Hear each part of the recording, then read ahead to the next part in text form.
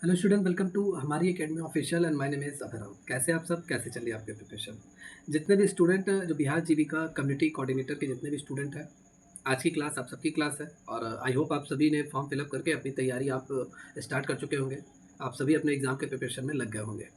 जितने भी स्टूडेंट बिहार जीविका community coordinator के लिए फॉर्म अप्लाई किए हुए हैं 1177 सीट के लिए, काफ़ी अच्छी सीटें हैं इसमें और बहुत सारे बच्चों ने इसके लिए फॉर्म फिलअप किया हुआ है। सिलेक्शन पाने के लिए आपको इसके सिलेबस को भेजना पड़ेगा, मतलब इसके सिलेबस को क्रैक करना पड़ेगा और उसी के अकॉर्डिंग आपको प्रिपरेशन करनी पड़ेगी। तो जितने भी स्टूडेंट जो बिहार जीविका कमेटी कोऑर्डिनेटर के स्टूडेंट हैं, आप सभी अपने एग्ज़ाम के प्रिपरेशन में लग जाइए। मुझे लगता है कि सितंबर में आपके एग्ज़ाम लिए जा सकते हैं एक्सपेक्टेड, ठीक है? तो जितने दिन आपके पास बचे हैं, मेहनत कीजिए, एफर्ट लगाइए, तैयारी करना स्टार्ट कर दीजिए। चलिए, आज की क्लास में हम रूरल इकोनॉमी जो आपका टॉपिक है, आपके सिलेबस में थर्ड टॉपिक है आपका रूरल इकोनॉमी से रिलेटेड मोस्ट इंपॉर्टेंट क्वेश्चन को आज की क्लास में हम देखेंगे। और ये जो क्वेश्चन है रूरल इकोनॉमी का, जो करंट का क्वेश्चन है, करंट का क्वेश्चन जो अभी हाल ही फिलहाल में सरकार द्वारा बहुत सारी योजनाएं चलाई जाती हैं, बहुत सारी स्कीम चलाई जाती हैं गाँव की अर्थव्यवस्था को बढ़ाने के लिए, रूरल इकोनॉमी के ग्रो करने के लिए, ठीक है, गाँव की जीडीपी को बढ़ाने के लिए, गाँव के इंफ्रास्ट्रक्चर में इन्वेस्ट करती है सरकार, ठीक है। तो बहुत हर एक जगह कोई ना कोई स्कीम, कोई ना कोई योजनाएं चलाई जाती हैं रूरल इकोनॉमी को लेकर। तो इसको आज की क्लास में हम कवर करने वाले हैं और ये करंट के क्वेश्चन है, ये आपसे पूछे जा सकते हैं एग्जाम में, ठीक है। वैसे सिलेबस तो आपका दिया हुआ है कैरेक्टरिस्टिक्स ऑफ रूरल इकोनॉमी, लेकिन वो तो चलिए बेसिक हो गया आपका पूरा डिटेल में, लेकिन रूरल इकोनॉमी में पुराना डेटा और नया डेटा ये सब आपसे पूछा जाएगा। अब करंट के मतलब जो हाल ही फिलहाल में भारत में जितने भी राज्य हैं, सभी राज्य जो अपनी ग्रामीण, बिहार की बात नहीं कर रहे थे, सभी राज्यों में जो ग्रामीण अर्थव्यवस्था के लिए जो काम किए जाते हैं, ठीक है, जो योजनाएं स्कीम चलाई जाती है, उससे भी क्वेश्चन आपसे पूछे जाएंगे। तो आज की क्लास में हम पूरा आज इसका कवर करने वाले हैं, मोस्ट इंपॉर्टेंट क्वेश्चन देखेंगे आज की क्लास में। तो चलिए आज की क्लास स्टार्ट करते हैं। क्लास स्टार्ट करने से पहले मैं आप सभी बच्चों को, सभी स्टूडेंट को अपडेट दे दूँ। स्क्रीन पे आप देख रहे हैं, ये बिहार जीविका कम्युनिटी कोऑर्डिनेटर बैच है। बहुत सारे बच्चे इसे ज्वाइन करके अपनी तैयारी कर रहे हैं और इस बैच को आप भी ज्वाइन कर लीजिए अगर आपको सिलेक्शन पाना है। ये जो बैच है इसमें आपका 20 नंबर जो आपका है लेंदी टॉपिक है, वो मैं पूरा आपका कवर करा रहा हूँ, ठीक है। तो जो आपका सिलेबस है सब्जेक्टिव स्पेशल, वो मैं कवर करा रहा हूँ। सारी चीज़ें आपको थियरी पहले पढ़ाई जाएंगी, एमसीक्यू भी आपको कवर कराया जाएगा, डिटेल में आपको नोट्स मिलेगा, क्लास लेक्चर आपको मिलेगा, सारी चीज़ें डिटेल में आपको प्रिपरेशन कराई जा रही है इसमें। वीकली मॉक टेस्ट आपको एवरी सैटरडे आपको मिलेगा तो इस बैच में। तो आप सभी स्टूडेंट जो लोगों ने कम्युनिटी कोऑर्डिनेटर के लिए फॉर्म डाला हुआ है, इस बैच को तुरंत ज्वाइन करके अपनी तैयारी स्टार्ट कर दीजिए। अभी टोटल 5 या 6 क्लासेज हुई हैं, नया बैच है तो आप इसे ज्वाइन कर सकते हैं। और क्लासेज आपकी डेली शाम को मतलब डेली इवनिंग में 7 PM पे आपकी कोर्स प्लेलिस्ट में अपडेट कर दी जाएंगी। लाइव का कोई सेक्शन नहीं रखा गया है, इसलिए क्योंकि लाइव सेक्शन में हम सीमित कंटेंट को ही पढ़ा पाते हैं, क्योंकि सिलेबस भी और करना रहता है। ऐसे क्या रहता है, 1-1 घंटे की क्लासेज आपकी रहती है, उसमें डिटेल में बहुत सारे जो टॉपिक रहते हैं उस सभी पे हम डिस्कस करते हैं और आपका डिटेल में सारा सिलेबस कवर कराया जाता है। तो आप सभी स्टूडेंट जिनको भी तैयारी करनी है, इस बैच को ज्वाइन कर लीजिए। हमारी एकेडमी ऑफिशियल ऐप आपको डाउनलोड करना है, फीस बहुत मिनिमम है, 249 अभी इसकी फीस चल रही है, ऑफर में चल रहा है, तो आप इसे ज्वाइन कर सकते हैं, ठीक है। बाकी जैसे इसका सिलेबस ओवर होता है, इसके साथ मैं आपको ई बुक भी प्रोवाइड करूँगा एमसीक्यू फॉर्मेट में, मोस्ट इंपॉर्टेंट क्वेश्चन के सेट्स रहेंगे, सैम्पल पेपर भी मैं आपको दूंगा। तो आपके लिए काफ़ी ये बेनिफिशियल हो जाता है, बहुत ही आपके लिए मेरे हिसाब से बहुत ज़रूरी बैच है। तो आप सभी स्टूडेंट जरूर इसे ज्वाइन कीजिए, ठीक है। किसी भी जानकारी के लिए दिए गए नंबर पे कॉल करके जानकारी ले सकते हैं। चलिए आज की क्लास हम यहाँ पे, चलिए आज का इंपॉर्टेंट क्वेश्चन है और फर्स्ट क्वेश्चन है, पंजाब में ग्रामीण विकास को प्रोत्साहित करने के लिए कौन सी नई सरकारी नियुक्ति की गई है? मतलब which new government post was created in Punjab to boost rural development. मतलब गांव के विकास के लिए, जैसे आपका जो सिलेबस है उसमें आपका सिर्फ और सिर्फ रूरल रूरल ठीक है, रूरल इकोनॉमी आपका लिखा हुआ है, ठीक है। बिहार का सिर्फ रूरल इकोनॉमी नहीं पूछ रहा है, ऑल ओवर इंडिया का रूरल इकोनॉमी पूछ रहा है, तो कहीं से भी क्वेश्चन पूछा जा सकता है। तो ये भी इंपॉर्टेंट क्वेश्चन है आपके, ठीक है। और गांव के विकास के लिए पूरे भारत में जितने भी राज्य हैं, केंद्र शासित प्रदेश से कोई ना कोई योजनाएं चलाई जाती हैं और वही क्वेश्चन आपसे पूछ लिया जाता है, फिर आप कहते हो कि आउट ऑफ टॉपिक आया था, पता नहीं कहाँ से आया था। यही सब क्वेश्चन आपके रहते हैं, ठीक है। और ये बहुत महत्वपूर्ण, बहुत ही इंपॉर्टेंट क्वेश्चन है आपके एग्जाम के लिए। तो पंजाब की जो सरकार है, कांग्रेस सरकार है, और वहाँ पे ग्रामीण विकास के लिए, गाँव के विकास के लिए, ठीक है, उसको प्रोत्साहित करने के लिए एक नई पोस्ट, ठीक है, एक नई वैकेंसी पूरी तरीके से नियुक्ति की गई है, एक नई वैकेंसी लाई गई, एक नया पोस्ट लाया गया है, सिंपल सी बात है। तो कौन सा पोस्ट लाया गया है? पंचायत डेवलपमेंट सेक्रेटरी, जिसे हम बोलते हैं पंचायत विकास सचिव।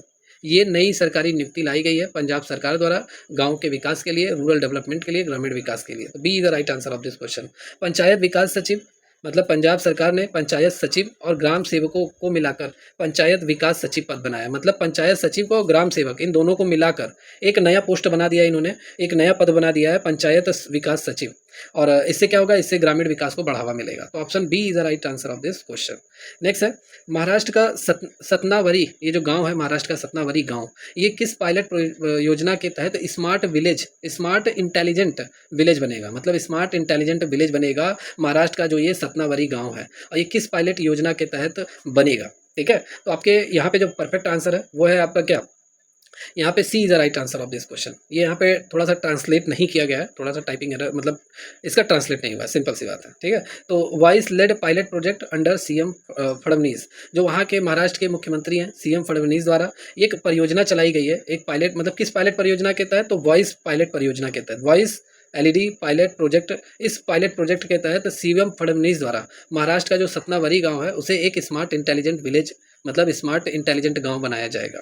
सीएम फडणवीस के प्रायोगिक परियोजना के तहत सतनावरी को स्मार्ट जवान गांव, ठीक है, बनाया जाएगा, जिसमें क्या क्या सुविधाएं होंगी, ड्रोन की सुविधा रहेगी, स्मार्ट सिंचाई की सुविधा रहेगी, हर घर तक मोबाइल इंटरनेट इन सब की पहुंच रहेगी, डिजिटल शिक्षा को बढ़ावा मिलेगा, ये सब टेक्नोलॉजियाँ इस्तेमाल की जाएंगी। ठीक है, तो इंपॉर्टेंट है, C is the right answer of this question. Next है झारखंड की बिरसा हरित ग्राम योजना, जिसे हम BHGY कहते हैं, इसका लक्ष्य क्या है। झारखंड की बिरसा हरित ग्राम योजना का लक्ष्य क्या है, तो इसका लक्ष्य क्या है, इसका लक्ष्य है प्रमोट करना फ्लोरिकल्चर और फूलों की खेती, इन सबके साथ साथ क्या आपका give livelihood option FPO and SHG।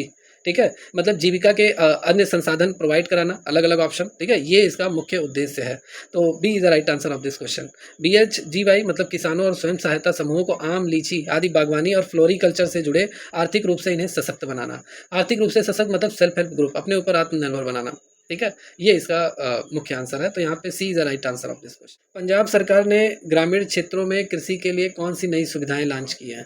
तो पंजाब सरकार ने ग्रामीण क्षेत्रों में कृषि के लिए जो नई सुविधाएं लॉन्च की है, canal water access across remote village, मतलब गांव के दूर दराज, पंजाब के दूर दराज गाँव में नहर का पानी पहुँचना चाहिए, जिससे ट्यूबवेल पर निर्भरता कम हो।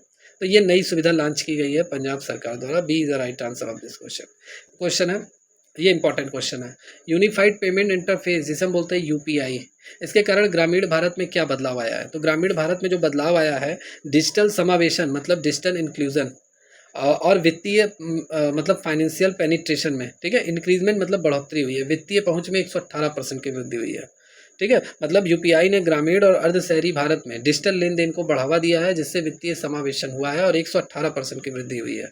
तो A is the right answer of this question, मतलब गांव में भी UPI ने अपना मतलब क्या एरिया फैला दिया है गांव। नेक्स्ट है ग्रामीण भारत में मौजूदा समय में कौन सी प्रवृत्ति ग्रामीण अर्थव्यवस्था में सुधार का संकेत दे रही है। तो कौन सा ऐसा काम है, ठीक है, जो ग्रामीण भारत में रूरल इंडिया में रूरल इकोनॉमी मतलब ग्रामीण अर्थव्यवस्था में सुधार का संकेत दे रहा है। तो ग्रामीण मजदूरी और सरकारी खर्च में जो वृद्धि हो रही है, सरकार बहुत सारे फंड ला रही है गांव में इन्वेस्टमेंट के लिए, तो ये पहल जो सरकार का है ये ग्रामीण अर्थव्यवस्था में सुधार का संकेत है। जैसे एक रिपोर्ट के अनुसार अगर हम बात कर लें, मजबूत मानसून, बढ़ती मजदूरी, सरकारी खर्चों में वृद्धि ने ग्रामीण अर्थव्यवस्था की सुधार की ओर क्या गति दी है। तो यहाँ पे B is the right answer of this question. Next है इंपॉर्टेंट क्वेश्चन, हाल ही के प्रकाशित रिपोर्ट के अनुसार कौन सा फैक्टर ऐसा है जो ग्रामीण अर्थव्यवस्था के पुनरुद्धार में योगदान देता है। तो कौन सा ऐसा फैक्टर है, मतलब सरकार का ऐसा कौन सा कंट्रीब्यूशन है जो रूरल इकोनॉमी में ग्रामीण अर्थव्यवस्था में पूरी तरीके से योगदान दे रहा है, ठीक है, रिवाइवल कर रहा है रूरल इकोनॉमी को। तो सरकारी खर्च और मजबूत monsoon, B C is the right answer of this question. Next है, हाँ ये भी इंपॉर्टेंट है, वन स्टेट वन आरआरबी नीति के अनुसार बिहार में किस बैंक की स्थापना की गई है। तो बिहार ग्रामीण बैंक की स्थापना की गई है। इसी के तहत गुजरात में गुजरात ग्रामीण बैंक और बिहार में बिहार ग्रामीण बैंक स्थापित किया गया है। बिहार में 2 आरआरबी को मिलाकर बिहार ग्रामीण बैंक का गठन किया गया है, वन स्टेट वन आरआरबी योजना के तहत। चलिए नेक्स्ट क्वेश्चन, KCC किसान क्रेडिट कार्ड योजना का ऋण सीमा हाल ही में कितने तक बढ़ाई गई है। मतलब किसान क्रेडिट कार्ड, किसानों को लोन प्रोवाइड कराने का जो कार्ड होता है, ठीक है, अगर उन्हें लोन चाहिए किसानों को, ठीक है, कृषि कार्य के लिए, तो KCC स्मार्ट कार्ड चलाया गया था भारत सरकार द्वारा। और अभी लोन की जो सीमा मतलब कितने रुपए तक वो लोन ले सकते हैं, तो ये 5 लाख रुपए तक कर दिया गया है, ठीक है। तो ये सीमा बढ़ाई गई है, 5 लाख रुपए तक KCC ऋण सीमा को बढ़ाया गया है, मॉडिफाई किया गया है। तो यहाँ पे आपके बी आंसर सही है। नेक्स्ट है, हाँ, PMFME स्कीम, जिसका पूरा नाम है प्रधानमंत्री formalisation of micro food processing enterprises, ये इसका फुल फॉर्म है, एग्जाम में पूछा जा सकता है, प्रधानमंत्री formalisation of micro food processing enterprises. इसके तहत किस राज्य को अग्रणी स्थान मतलब पहला स्थान मिला हुआ है। तो यहाँ पे बिहार राज्य को पहला स्थान मिला हुआ है। पीएमएफएमई योजना में बिहार ने सबसे अधिक माइक्रो फूड प्रोसेसिंग यूनिट का समर्थन किया है, तो इसको पहला स्थान मिला हुआ है। C is the right answer of this question. चलिए, मिशन फॉर आत्मनिर्भरता इन पल्स, दालों में भारत पूरी तरीके से आत्मनिर्भर हो जाए, इसके लिए जो मिशन चलाया गया है वो कितनी अवधि के लिए घोषित किया गया है? तो टोटल 6 वर्ष के लिए घोषित किया गया है भारत को दालों पर आत्मनिर्भर बनाने के लिए। तो यह मिशन दसलिया, जैसे हम 3 दाल इसमें शामिल है, तूर, उड़द, मसूर, ये भी पूछा जा सकता है। दालों में आत्मनिर्भर बनाने के लिए 6 वर्षीय अवधि के लिए ये शुरू किया गया है, ये आपकी ये मिशन दालों पर आत्मनिर्भर रहने का। नेक्स्ट है प्रधानमंत्री धन धान्य कृषि योजना का मुख्य उद्देश्य क्या है? तो प्रधानमंत्री धन धान्य कृषि योजना का जो मुख्य उद्देश्य है, कम उत्पादकता वाले कृषि जिलों का विकास करना। B is the right answer of this question. इस योजना का उद्देश्य कम उत्पादकता वाले 100 कृषि जिलों का पूरी तरीके से क्या करना, विकास करना, डेवलप करना उस जिले को, जहाँ पे क्या होती है, बहुत कम प्रोडक्टिविटी होती है, बहुत कम फसलें पैदा होती है वहाँ पे। चलिए नेक्स्ट है मार्केट इंटरवेंशन स्कीम, जिसे MIS हम बोलते हैं, किस उद्देश्य से ये लागू की जाती है? Market intervention scheme. तो ये स्कीम जो लागू की जाती है, ये कीमत गिरावट के कारण जो किसानों को संकट का सामना करना पड़ता है, ठीक है, बिक्री से बचाना होता है। B is the right answer of this question. जैसे MIS जो आपका है, मार्केटिंग इंटरवेंशन स्कीम, यह उन हानिग्रस्त फसलों के लिए बाजार में हस्तक्षेप करती है जिसकी कीमत कम हो जाती है, ठीक है, गिर जाती है, और किसानों को इससे राहत देने के लिए ये स्कीम चलाया जाता है। जिन फसलों की कीमत गिर जाती है तो जाहिर बात है किसान बेचेंगे तो उनको कम कीमत मिलेगा, तो उसके लिए मार्केट इंटरवेंशन स्कीम लागू की गई है। नेक्स्ट है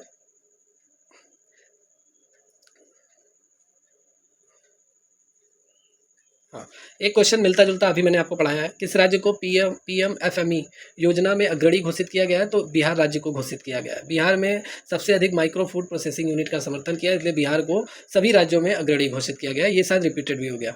चलिए नेक्स्ट है हिमाचल प्रदेश का पहला सोलर मॉडल विलेज कौन सा है? Which is the Himachal Pradesh first solar model village? पहला सूर्य, ठीक है, सूर्य पर आधारित जो गांव है, मतलब सोलर पैनल पर आधारित, या मैं कह सकता हूँ कि सूर्य से बिजली बनाने वाला जो, मतलब सोलर पैनल से अग्रणी है, मतलब एक पूरा गांव है जो पूरी तरीके से सोलर पैनल पर डिपेंडेंट है, ठीक है। तो ये राजा खास हिमाचल प्रदेश का एक ऐसा गांव है जिसे सोलर मॉडल विलेज का दर्जा दिया गया है। राजा खास PM सौर्य घर मुफ्त बिजली योजना के तहत पहला सोलर मॉडल विलेज घोषित किया गया है। तो बी आंसर यहाँ पे सही है। और ये घोषित क्यों किया गया? क्योंकि इस गांव में ज़्यादातर जो लोगों को विद्युतीकरण, मतलब बिजली पहुंचाई जा रही है, वो सोलर पैनल के माध्यम से पहुंचाई जा रही है, इसीलिए, ठीक है, लेकिन इंपॉर्टेंट है, ठीक है। तो ये आपका बी आंसर सही है। नेक्स्ट क्वेश्चन है नेक्स्ट क्वेश्चन है आपका, इंडिया पोस्ट ग्रामीण अर्थव्यवस्था के लिए क्या नई भूमिका निभाएगा? तो इंडिया पोस्ट मतलब हमारा डाक विभाग, ये हमारी रूरल इकोनॉमी के लिए कौन सी नई भूमिका निभाएगा? तो देखिए इसने क्या नया काम किया है, पूछा जा सकता है। तो ग्रामीण डाकघरों से सूक्ष्म उद्यम ऋण और डिजिटल सेवाएं प्रदान करेगा। तो ग्रामीण डाकघर जो है ये आपका सूक्ष्म उद्यम ऋण, छोटे मोटे उद्योग के लिए ऋण, लोन प्रोवाइड करने का काम करेगा, और डिजिटल सेवाएं आपको प्रोवाइड करेगा। तो B is the right answer of this question. India Post ग्रामीण क्षेत्र में MSME, SHG तथा उद्यमियों के लिए वित्तीय और डिजिटल सेवाएं का केंद्रीय माध्यम बनेगा। यहाँ पे आपका be the right answer of this question. Next है राष्ट्रीय सहकारी नीति 2025 का प्रमुख लक्ष्य क्या है? तो राष्ट्रीय सहकारी नीति 2025 का प्रमुख लक्ष्य हर गांव में एक सहकारी, और 2034 तक GDP में 3 गुना, ठीक है, 3 गुना हिस्सा हो, ठीक है, हर गांव में एक सहकारी, मतलब एक कोऑपरेटिव सोसाइटी, और उसका GDP में 3 गुना हिस्सा हो, ये मेन लक्ष्य है सरकारी राजस्व प्रणाली। भारत की भूमि राजस्व प्रणाली मतलब land revenue system of India. निम्नलिखित में से कौन सा सही पदानुक्रम है, मतलब हायरार्ची है, मतलब कौन सा करेक्ट हायरार्ची, मतलब करेक्ट ऑर्डर में रहना चाहिए, ठीक है, छोटे से बड़ा, बड़े से छोटा, कौन सा सही क्रम में है? भारत की भूमि राजस्व प्रणाली मतलब लैंड रेवेन्यू सिस्टम। तो देखिए अगर यहाँ पे ऑप्शन आपके हैं village, taluka, collector and revenue division, तो सबसे छोटा आपका क्या होता है? सबसे छोटा आपका विलेज होता है। विलेज के बाद क्या आता है? विलेज के बाद आपका क्या रहता है? विलेज के बाद आपका तालुका आता है। तालुका के बाद आपका क्या रहता है? रेवेन्यू डिवीजन होता है। रेवेन्यू डिवीजन के बाद कलेक्ट्रेट आपका होता है। तो ये आपके सीरियल बेसिस पे आपके होते हैं, ठीक है। लैंड रेवेन्यू सिस्टम के अकॉर्डिंग अगर हम बात कर लें, सीरियल वाइज अगर हम आपसे पूछ लें, तो village, taluka, collector, revenue division, then collectors आपके। तो यहाँ पे तो आपका जो पूछा है तो उस हिसाब से ABDC आपका रहना चाहिए। C is the right answer of this question. अब ये पूरा है क्या? हर एक चीज़ हम यहाँ पे डिटेल में देखेंगे, क्योंकि सारी चीज़ें आप सभी लोगों के लिए डिटेल में लाई जाती हैं। तो भूमि राजस्व प्रणाली में ये छोटे से बड़ा मतलब क्या, हायरार्ची क्या, ठीक है, इसको पहले समझिए। जैसे भारत में भूमि राजस्व प्रणाली को एक सुनियोजित प्रशासनिक ढांचे के तहत संचालित किया जाता है। ठीक है, सुनियोजित प्रशासनिक ढांचे के तहत, और इनको निम्नलिखित पदानुक्रम इनका होता है, मतलब जो अधिकार होता है उनके ये स्टेप आपके होते हैं। सबसे छोटा आपका विलेज, ठीक है, तो ये सबसे छोटी इकाई होती है, जैसे विलेज मतलब गाँव। यहाँ पे पटवारी आपके रहते हैं और ग्राम राजस्व अधिकारी जो सबसे हाई लेवल के अधिकारी होते हैं। ठीक है, भूमि राजस्व प्रणाली इन्हीं के हाथों में होती है, पटवारी, ग्राम राजस्व अधिकारी। वे भूमि का रिकॉर्ड को बनाए रखते हैं और रेवेन्यू को क्या करते हैं, कलेक्शन करते हैं। ये लोग भूमि के रिकॉर्ड को बनाने का काम करते हैं और रेवेन्यू के कलेक्शन का काम करते हैं। तो पटवारी, ग्राम राजस्व अधिकारी, तो ये सबसे छोटी इकाई आपकी होती है लैंड रेवेन्यू सिस्टम के अकॉर्डिंग।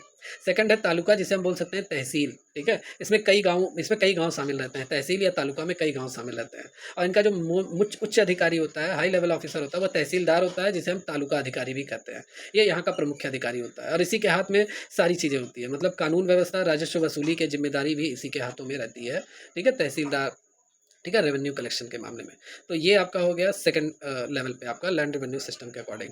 थर्ड हो गया रेवेन्यू डिवीजन। रेवेन्यू डिवीजन, राजस्व मंडल, ये एक मध्यवर्ती इकाई है। इसमें कई तहसीलें आ जाती हैं, मतलब रेवेन्यू डिवीजन में कई तहसीलें आ जाएंगी, तहसील ए, तहसील बी, तहसील सी, कई तहसीलें आपकी आ जाएंगी। और राजस्व प्रबंधन को सरल बनाने के लिए रेवेन्यू डिवीजन बनाया गया था आपका। ठीक है, कई तहसीलें शामिल की गई थी।